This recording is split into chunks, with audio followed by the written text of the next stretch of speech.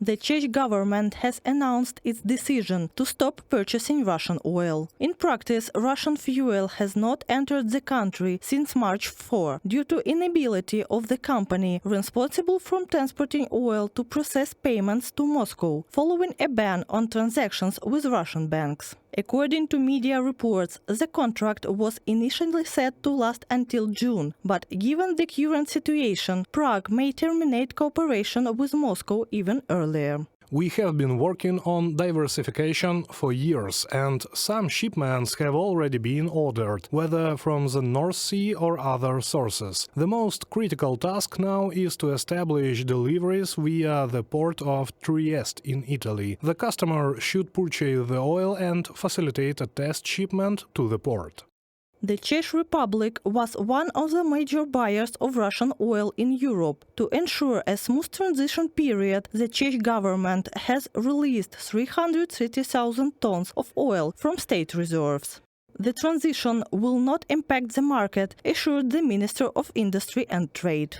In recent years, we have done everything to reduce our dependence on Russia and prevent them from profiting. How will this impact the markets? Not at all. Fuel prices are at a record low. Over time, I have become increasingly convinced of this.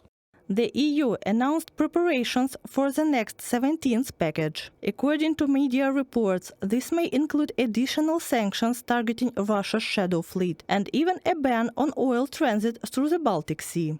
That leaves the Black Sea as primary transit route for Russian oil, allowing them to ship it via the Mediterranean through the Suez Canal and on to their main buyers in India and China. But if the Baltic route faces problems, the only alternative is the Northern Sea route, which is operational only part of the year due to harsh weather conditions, making it a challenging passage. Other alternatives are quite problematic. If restrictions are imposed, it will significantly impact Russia's foreign trade. Since Russia's full-scale invasion of Ukraine, the so-called shadow fleet has become the backbone of Moscow's oil exports. According to Ukraine's main Directorate of Intelligence, in 2024, Russia exported 60% of its oil using this method. Losing such a revenue source is not an option for Moscow. The Russian Shadow Fleet section of the War and Sanctions portal now contains information on 387 tankers transporting oil and petroleum products with a total deadweight exceeding 57 million metric tons. The aggressor state is now modifying its operational model. In addition to using the UAE, India and Seychelles and the Marshall Islands, it is increasingly registering shadow tankers under Chinese jurisdictions, particularly Hong Kong, as well as within Russia itself. From the message of the main Directorate of Intelligence of the Ministry of Defense of Ukraine on Telegram. According to Reuters, officials from Russia's central bank have prepared a presentation for Prime Minister Mikhail Mishustin, outlining scenarios in which the Russian budget could suffer significant losses. This could occur, for example, if US President Donald Trump follows through on his pledge to impose new sanctions on Russian oil and gas exports, or fulfills his promise to increase US fuel production. Reported by Katerina Bastun, Andriy Dmitrenko, UATV News.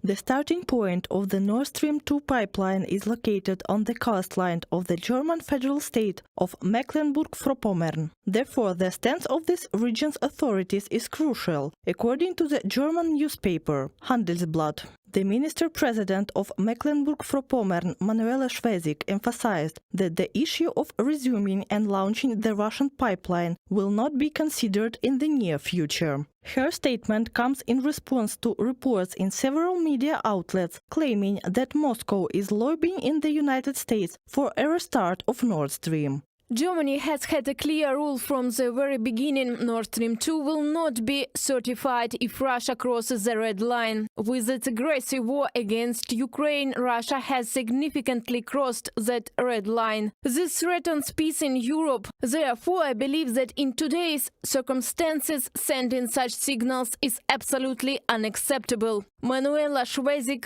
Minister-President of Mecklenburg-Vorpommern, in a comment to the Handelsblatt newspaper.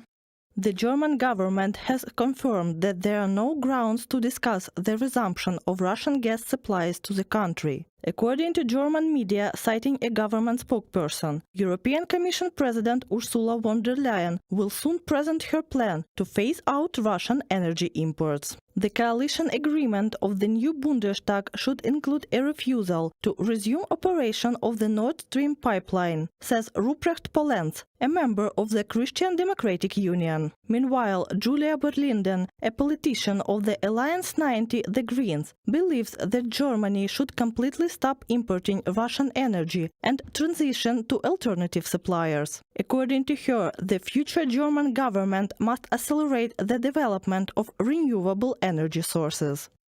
They are very clear about it. They don't need Nord Stream anymore because they have made huge efforts to eliminate their dependence on Russian gas. Negotiations between Russia and the US are ongoing. Russia has offered numerous preferences and business opportunities for American companies. This includes Nord Stream 2, Arctic oil and gas fields, and rare earth metals. Nord Stream 2 is critical for Russia because Gazprom is essentially bankrupt. After losing the European market due to Russian full-scale invasion of Ukraine, Gazprom's foreign currency reserves have melted. According to Russian accounting standards, by the end of 2024, a company's head office reserves had shrunk more than fivefold. Putin's attempt to replace the European market with China has also failed. Negotiations over the construction of the Power of Siberia 2 pipeline have been put on hold. However, the most damaging blow to Gazprom has been Ukraine's refusal to extend the gas transit contract through its territory.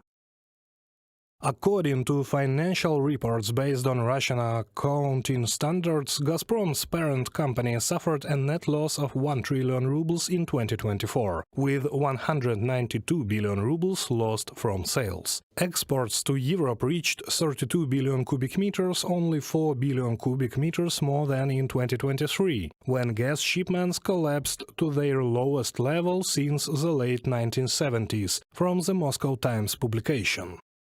Sanctions targeting Russia's energy sector have proven to be the most effective, according to the White House. Revenue from oil and gas exports has historically been a cornerstone of the Russian state budget. To force Putin to the negotiation table, Washington is prepared to further tighten restrictions on Russia, stated U.S. Secretary of the Treasury Scott Bessent. According to him, President Donald Trump has instructed him to draft a list of potential sanctions should additional pressure on Moscow be required. Reported by Katerina Bastun, Christina Dombrovska, UATV News.